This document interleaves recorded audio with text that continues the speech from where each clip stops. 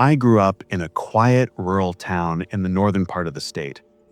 It's the kind of place where people leave their doors unlocked, everyone knows each other's business, and nights are so silent you can hear crickets from a mile away. Our house sat on a few acres of land, tucked back from the main road. Behind it was a small apple orchard that my grandfather planted decades ago. The orchard wasn't big enough to run a business, it was just something he loved. He'd told my dad he wanted a place that felt alive in every season. And honestly, that's exactly how it felt. In the spring, the trees would bloom with white flowers that filled the air with a soft, sweet smell. In summer, the leaves were thick and deep green, and the shade under them was the best place to escape the heat. Fall was always my favorite. The apples would drop, the air turned crisp, and everything smelled faintly of wet grass and ripe fruit. The orchard stretched about a quarter mile behind the house and ended at an old wire fence. Beyond that fence was a thick stretch of forest that went on for miles. When I was a kid, I used to wander out there during the day, but I never stayed after sunset. At night, those trees cast long, dark shadows that made the orchard feel like another world. Even when nothing was happening, it carried a kind of heavy silence that stuck with you. My family had lived on that property for 3 generations. My grandfather passed away before I was born, but my dad loved telling stories about how he used to work out in the orchard until sunset. Over time, people in town started attaching their own stories to the place. Kids at school whispered about strange lights in the trees or the sound of someone crying near the fence late at night. My dad would always brush it off as kids trying to scare each other, but the older folks never fully denied it. They just changed the subject when the orchard came up. For most of my life, I didn't think much about it. I'd walked through those rows hundreds of times without anything strange happening. But everything changed one rainy night in August. That evening, the sky turned gray early and a light drizzle started around sunset. It wasn't a heavy storm, just a steady, cold rain. I had spent part of the afternoon working in the shed near the edge of the orchard. It was one of those old wooden sheds with a tin roof that made every raindrop sound louder than it should. I left my jacket hanging on a nail inside without thinking much of it. Later that night, after I'd showered and gotten ready for bed, I remembered the jacket. It wasn't expensive, but it was new, and I didn't want it soaked through overnight. So, a little before midnight, I grabbed a flashlight and stepped out the back door. The rain hadn't let up. It was that fine, misty kind that clings to your clothes and seeps into your skin. The grass squished under my boots as I walked toward the shed. Even though it was a short distance, the orchard at night always felt different. The trees stood like black figures against the pale sky, and the smell of wet apples was sharp and almost overwhelming. I reached the shed, opened the creaky door, and was about to grab my jacket when I heard it. At first I thought it was just the rain playing tricks on my ears. But then it came again, soft, faint crying. It sounded like it was coming from somewhere deeper in the orchard. It wasn't a scream or a wail. It was quiet, almost like someone trying to stifle their sobs but failing. It was so out of place that I froze. I turned off the shed light and stepped back out into the rain, holding the flashlight low. The sound carried strangely through the trees, echoing in a way that made it hard to tell exactly where it came from. For a moment, I wondered if someone had gotten lost out there. There's a hiking trail that runs through the forest beyond our fence, and every now and then people wandered too far and ended up near our property.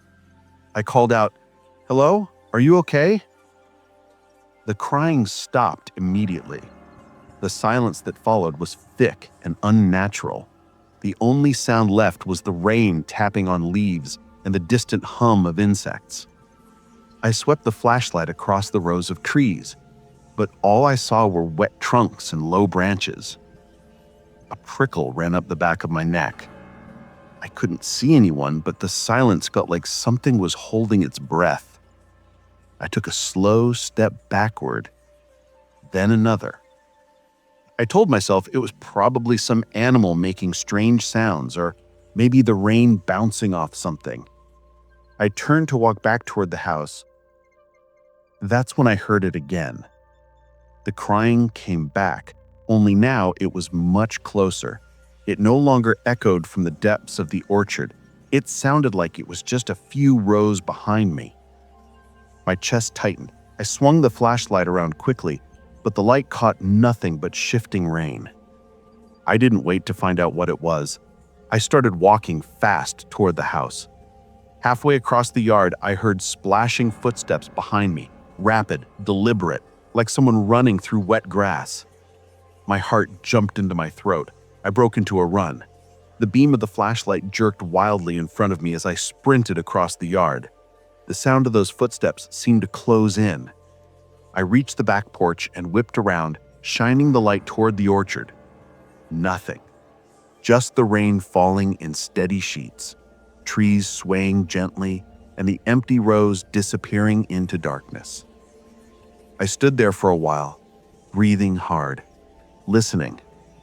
There was nothing but silence again. Eventually, I convinced myself I'd imagined it. Maybe the sound was just water dripping from branches. Maybe my own footsteps had echoed weirdly. That's what I told myself as I went inside, locked the door, and tried to shake off the uneasiness. But later that night, just as I was drifting off to sleep, I heard it again. The crying. This time, it wasn't out in the orchard. It was right outside my bedroom window. At first, I thought I was dreaming. The sound was faint, like it was drifting through layers of fog. But as my mind cleared, I realized it wasn't inside my head. It was outside my window. Someone was crying again. The exact same quiet, stifled sobbing I'd heard earlier in the orchard. I lay perfectly still, staring at the dark ceiling. My room was almost pitch black, except for a sliver of moonlight cutting through the small gap in my curtains. My bed faced the window, and though I wanted to get up and turn on the light, my body wouldn't move. The crying continued, slow, steady, and heartbreakingly human. I forced myself to look at the window. At first, I didn't see anything, just the glass reflecting faint light from the night sky. But then, as my eyes adjusted, I noticed a pale shape right up against the glass. It was a face, pressed flat against the window pane. I didn't get a clear look at it, just the outline. It was too close, like whoever it was had their forehead and cheeks smashed against the glass. My heart started hammering so hard that I thought it would wake my parents. I bolted upright and screamed. By the time my dad burst into the room and switched on the light, the face was gone. The crying had stopped too. He checked outside with a flashlight, but the ground had made the ground muddy and slick. Still, beneath my window, he found 2 bare footprints pressed into the wet earth. Not boots, not sneakers, bare feet. We called the local sheriff the next morning. It's a small town, so news like this spreads fast. An officer came by, took a quick look around, and said it was probably some trespasser passing through the forest. He told us to keep our doors locked and call if anything else happened. For a few days, everything went quiet. I convinced myself it was over. Maybe whoever it was had wandered off and wouldn't come back. But that was wishful thinking. One night, about a week later, I was up late working on a project for school. It was past 1 a.m. when I heard it again. The crying. This time, it wasn't at my window.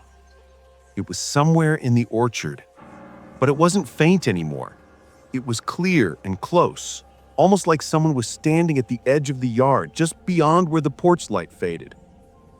I turned off my bedroom light and slowly lifted the curtain.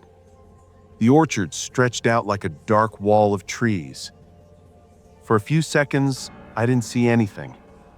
Then, between two of the apple trees near the fence line, I saw movement, a white shape, slipping between the trunks. I froze. It wasn't walking like a lost hiker or a drunk stranger. It was slow, deliberate, almost gliding. I couldn't see any facial features from that distance, but the figure was dressed in something pale that stood out starkly against the dark trees. I woke my dad again, but by the time he came out with his flashlight, the figure was gone. The crying had stopped too. He checked outside with a flashlight, but the rain had made the ground muddy and slick. Still, beneath my window, he found two bare footprints pressed into the wet earth. Not boots, not sneakers, bare feet. Over the next 2 weeks, the crying became a pattern. It didn't happen every night, but when it did, it always started softly somewhere in the orchard and slowly crept closer. Some nights it stopped before reaching the house. Other nights, it reached the walls and moved from window to window, like someone circling the house slowly. My parents started keeping the porch light on all night, and my dad even borrowed a motion sensor camera from a friend who used it for deer. He set it up facing the orchard. We expected to catch someone, but the first night it triggered, all it recorded was static. Not a glitchy frame or a blurry figure, just pure white static, like something had interfered with the camera. By the third week, I couldn't take it anymore. I told myself that if I just went out there and proved to myself it was nothing, maybe I'd stop being afraid. So one night, when the crying started again, I grabbed my flashlight, put on my boots, and stepped out into the yard alone. The rain had started again, light but steady. The orchard was dark, except for my flashlight beam. The crying was coming from deeper in, somewhere near the fence. I started walking down the center path between two rows of trees. The smell of wet apples filled the air again. Every step felt heavier than the last. The crying didn't fade as I got closer. It stayed exactly the same distance away, like it was retreating, just enough to keep me from catching up. I called out once, quietly, just to hear my own voice break the tension. The crying stopped. The silence that followed was absolute. No insects, no rustling, nothing. Just the soft patter of rain on leaves. I kept moving, a little faster now. I reached the fence and scanned the flashlight beam across it. Nothing. Just the wire glistening with rain. Then I heard the footsteps behind me. They were slow, deliberate, and close. My flashlight shook as I turned around. Standing between the trees, about 20 feet away, was the figure. Pale, motionless. The light hit what looked like a soaked white dress or gown hanging loosely off its body. Its head tilted slightly to the side, and though I couldn't see its face clearly, I could feel it watching me. I didn't run right away. For a few long seconds, we just stood there, me gripping the flashlight with trembling hands, and it standing perfectly still. Then, without warning, it moved. It didn't run normally. It lunged forward, fast and jerky, like a puppet being yanked on strings. I stumbled back, nearly tripping over a tree root. I turned and ran as fast as I could, crashing through the rows towards the house. The footsteps followed, splashing through the wet grass, getting closer. I didn't dare look back. When I reached the yard, the crying started again, but now it was deafening. It wasn't behind me anymore. It was all around me, echoing through the trees like dozens of voices crying at once. I burst through the back door, slammed it shut, and locked it. My parents came rushing in, but by the time my dad grabbed his gun and ran outside, there was nothing. No footprints, no figure, just the rain and the orchard. The next morning, the sheriff came again. This time, they combed the property carefully. Near the fence, they found more pieces of white fabric snagged on the barbed wire. But they also found something else. About 20 yards past the fence, hidden among the trees, was a small wooden cross staked into the ground. It looked old, weathered, and hand-carved. The soil around it was freshly disturbed, like someone had dug there recently. No one could explain it. There were no signs of a camp or a person living out there. No missing person reports that matched. We eventually installed new locks, more cameras, and extra lights. But the crying never completely stopped. It came less often, but every few weeks, late at night, I'd hear it again. Last summer, my best friend Gray and I decided to take a short road trip. We'd both just finished a hectic semester at college and wanted a few days away from everything. The plan was simple. Drive from our town in upstate New York down through Pennsylvania, spend a night at a cheap roadside motel, then head toward the Smoky Mountains for some camping. We packed light, loaded up my old sedan, and left early one morning. The first stretch of the trip was uneventful. Clear skies, good music, the windows rolled down. We'd planned our route using GPS, but both of us agreed we'd be open to taking scenic detours if we saw anything interesting along the way. By late afternoon, we'd crossed into Pennsylvania. The highways narrowed into long, two-lane roads that cut through endless stretches of forest and farmland. Cell service was spotty, but neither of us cared. That was kind of the point. We wanted quiet. As the sun started to sink, we pulled into a small diner to eat. It was one of those places with flickering neon signs and a parking lot covered in gravel. Inside, it was mostly empty except for a couple of truckers sitting at the counter. The waitress seemed friendly enough, but when we told her the route we planned to take to reach our motel, her smile faltered. She asked if we were planning to drive through the Ridge Road at night. We didn't know what she meant, so we just shrugged. She leaned in slightly and said, "I'd stay on the highway if I were you. That stretch gets weird after dark." Gray laughed it off, thinking she was trying to scare us. She didn't push the issue, just gave us a polite smile and went to get our food. But something about her tone stuck with me. When we got back in the car, Gray was the one driving. The GPS suggested the Ridge Road because it was the fastest way to the motel. It cut through a long, isolated stretch of woodland. I suggested we stick to the highway, but Gray was determined to shave off 40 minutes. I didn't argue too hard. At the time, it didn't seem like a big deal. About 30 minutes into the Ridge Road, the light completely disappeared. There were no street lamps, no towns, just dense trees pressing in on both sides of the narrow road. The only light came from our headlights, which barely reached more than a few car lengths ahead. We'd been joking around earlier, but the deeper we got, the quieter we became. The woods looked endless, like we were driving through a tunnel carved out of darkness. The GPS signal cut out completely, no cell service either. Somewhere along that road, I started to feel like we weren't alone. I can't explain why. It wasn't anything obvious. It was more like a shift in the air, a sense that something was moving just out of view.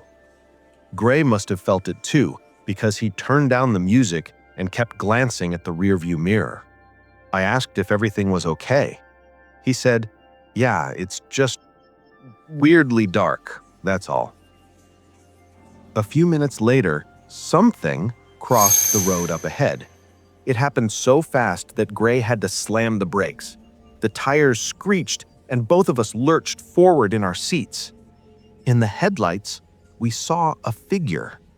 It looked like a person, but they were moving on all fours, low to the ground, scrambling across the asphalt before disappearing into the trees on the other side.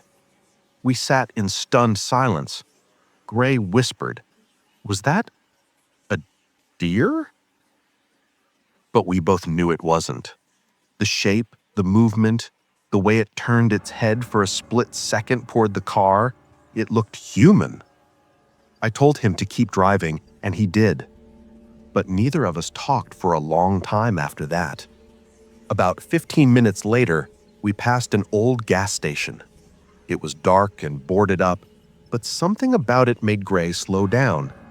There was an old payphone booth next to the building, its glass cracked and smeared with dirt. In the rearview mirror, I thought I saw someone standing near it. I turned to look, but by the time I did, the road was already curving away, and the station disappeared behind the trees. The road narrowed even more after that, winding through steep ridges. We hadn't seen another car in nearly an hour. That's when we heard it.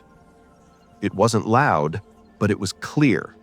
3 sharp taps from somewhere above us. Gray immediately slowed down. We both stared at the ceiling like idiots, waiting for it to happen again. The sound didn't repeat. He asked if maybe a branch had fallen. I leaned out the window slightly, shining my phone's flashlight upward, but saw nothing. The roof was slick with light rain, completely empty. We told ourselves it was probably just a stick or some animal, but neither of us believed it. The knocks had been too clean, too deliberate. The atmosphere in the car changed after that. Every sound outside felt amplified. Every shadow in the trees seemed to twitch when we passed. By the time we reached the halfway point to the motel, the ridge road felt endless. The gas tank was dropping lower than expected, and the GPS was still dead. Then we saw something that made Gray grip the steering wheel so hard his knuckles turned white. A car was pulled over on the shoulder up ahead. It was an older model sedan, silver or gray, with its hazard lights blinking weakly. As we approached, we saw a woman standing beside it, waving her arms. She was wearing a dark coat and had long hair hanging over her face. At first glance, it looked like she needed help, but something about the way she moved wasn't right. Her arm motions were jerky and uneven, like she was mimicking someone waving rather than actually doing it. Gray slowed down instinctively. I told him not to stop. Something in my gut screamed that we should keep driving. He hesitated for a second, then pressed the gas again. As we passed her, both of us turned to look. She wasn't alone. Behind the car, just barely visible in the red glow of the hazard lights, there was another figure crouched low to the ground. And it was watching us. Gray didn't say a word after we passed the woman and that crouched figure. He kept his eyes fixed on the road, his jaw clenched tight. I stared into the side mirror for as long as I could, half expecting to see something chasing us, but the road behind was empty, swallowed by darkness. We both tried to rationalize it. Maybe it was a couple stranded on the road. Maybe the person crouching was fixing a tire. But deep down, we both knew something about that scene had been wrong. The way that woman moved didn't feel human. The road kept climbing into the ridges, twisting sharply with no guardrails. The rain picked up, tapping against the windshield in a steady rhythm. The wipers struggled to keep up, smearing streaks of water that made the darkness outside look warped. Around midnight, we reached a narrow bridge that crossed a steep drop. There were no other roads, no signs, nothing to indicate how much farther the motel might be. The GPS was still frozen, and our phones were useless. That's when we heard it again. 3 sharp knocks from the roof. Gray jerked the wheel slightly in surprise, and the car swerved toward the edge before he corrected it. My heart was hammering. I leaned forward, peering through the windshield, but saw nothing on the road. "This isn't funny," Gray muttered, gripping the steering wheel tighter. We kept driving, both of us listening for it. A few minutes passed in silence. Then the knocking came again, louder this time. Not like a branch hitting the roof. It sounded intentional. I grabbed the flashlight again, rolled down my window, and pointed it upward as we moved. The rain blew in my face, but when the beam caught the roof, I froze. For a split second, I saw something wet and pale pressed flat against the metal. It slid out of the beam just as quickly as I caught it, but I saw enough to know it wasn't an animal. It looked like a hand. I jerked back inside, shouting, "Gray, there's something on the car!" Before he could respond, the knocking stopped. Then, out of nowhere, a pair of headlights appeared in the rearview mirror. A car. It was following us closely, its beams so bright that they flooded the inside of our car. Gray cursed and tried to speed up, but the road was too narrow to push it much without risking the edge. The mystery car matched our speed perfectly, staying just a few feet behind us. "Where did they even come from?" I asked. "I don't know," Gray muttered. "I didn't see anyone on the road." For the next few minutes, it stayed behind us, never trying to pass, never falling back, just tailing us. Then, just as suddenly as it appeared, its headlights shut off. 1 second blinding light. Then, total darkness. I twisted around in my seat. There was nothing. No car, no lights. Just rain and black trees. "Gray?" I whispered. "It's gone." He didn't answer. He was pale, eyes fixed forward, like if he looked away, something terrible would happen. By the time we reached a flat stretch of road, the rain had turned into a downpour. Water pooled on the asphalt and the tires hissed as we cut through it. Up ahead, through the sheets of rain, I saw a faint glow. It looked like a building. As we got closer, it turned out to be an old motel. The sign out front said "Vacancy" in half-dead neon. Most of the windows were dark, but a few near the lobby had light. Gray didn't hesitate. We pulled in and parked under the awning. The parking lot was completely empty, not a single other car in sight. Inside, the motel lobby smelled like mildew and cigarettes. The night clerk was a heavy-sized man in his 50s who barely looked up from his magazine. We paid for a single room, got the key, and made our way down a dim hallway. The room was exactly what you'd expect from a cheap roadside motel. Faded carpet, buzzing light, damp sheets. But at that point, we were exhausted and shaken. We locked the door, drew the curtains, and sat in silence for a long time. Gray broke it first. "That knocking wasn't in my head, right?" I shook my head. "No, I saw something up there." Neither of us mentioned the car that had disappeared. We didn't want to. Eventually, we decided to try and sleep. I took the bed nearest the door, Gray took the one by the window. The rain outside became a steady drone, and for a while, I actually started to drift off. Then came the knocking. 3 sharp taps. This time, it was on the window. Gray sat up immediately. We both stared at the curtains, too afraid to move. The knocking came again. I forced myself out of bed and crept toward the window. My hands were shaking as I grabbed the edge of the curtain. Slowly, I peeled it back. There was nothing there. Just the rain. But on the glass, smeared by water, were 3 wet handprints. We didn't sleep the rest of the night. At dawn, we packed up and left without checking out. Neither of us said much for the rest of the drive. The GPS came back online once we were closer to civilization, and we decided to cut the trip short. Whatever had happened on that ridge road had killed the excitement we had started with. I thought that was the end of it. But 2 days after we got back home, something happened that still makes my stomach twist. I was walking out to my car one morning when I noticed something odd on the roof. 3 sets of wet handprints, smeared toward the back, like something had been clinging to it during the drive. The rain had stopped hours ago. The car was bone dry. Except for those prints.